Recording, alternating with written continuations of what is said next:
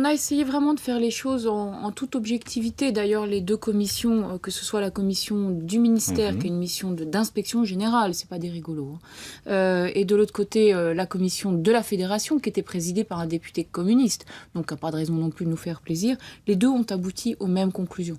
À savoir, bon, on n'arrive pas à avoir des faits matériels, il y a des propos absolument... Il y a des enregistrements. Oui, mais il y a des propos, des faits matériels qui prouvent qu'une politique de quotas a été mise en place. Il n'y en a pas. Il n'y en a aucun. Et après, manifestement, il n'y a pas de politique des quotas. Donc, ce furent des propos en l'air, dans une conversation. Deuxièmement, s'agissant des propos, ce furent des propos déplacés et même lamentables dans une conversation qui vraiment n'est pas du tout à la hauteur de ce qu'on peut attendre d'une direction technique nationale. C'était au mieux des propos de café, ce que je...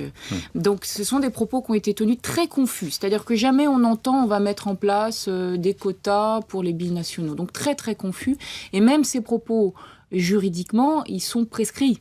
Donc ils sont prescrits et ils sont très confus, ils sont difficiles à qualifier. Toujours est-il que Laurent Blanc, lui, dans cette réunion, et je reprends ces mots, difficile de le traiter de raciste, il dit très clairement, et je reprends ces mots, moi s'il y avait qu'une équipe de black, entièrement black, ça ne me dérangerait pas, pourvu qu'ils aiment l'équipe de France et jouer pour la France. Donc vous considérez qu'objectivement, après écoute des bandes, il est totalement exonéré de toute arrière-pensée raciste, de toute arrière-pensée de politique de quotas. Lui, à l'évidence, les deux missions concluent exactement la même chose.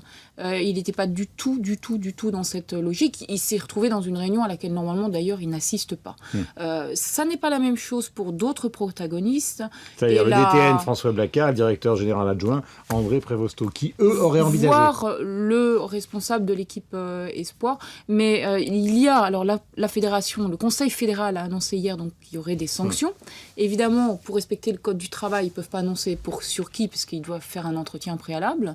Donc toujours est-il que ça... Mais c'est quoi les sanctions envisagées? C'est les licenciements des deux dont je viens de parler? On ne sait pas. On n'a pas l'échelle des sanctions pour l'instant, puisqu'ils doivent respecter le code du travail. Donc ça c'est j'allais dire, c'est le minimum, c'est le socle minimum.